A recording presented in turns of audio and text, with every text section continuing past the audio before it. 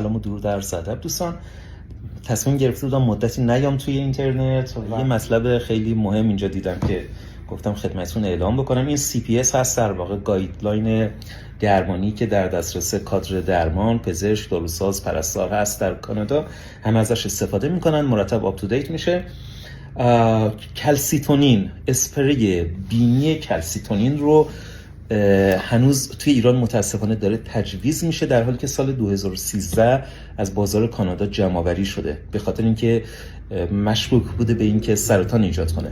بنابراین دست به دست کنید به پزشکای عزیز برسه. بیماران عزیز، اگر این دارو رو استفاده میکنید دیگه استفاده نکنید. اسمش هست اسپری داخل بینی کلسیتونین. حالا با هر برند دیگه هم میتونه نامش باشه، ولی اسم جنریکش اینه. ممنونم دوستان از توجهتون. موفق.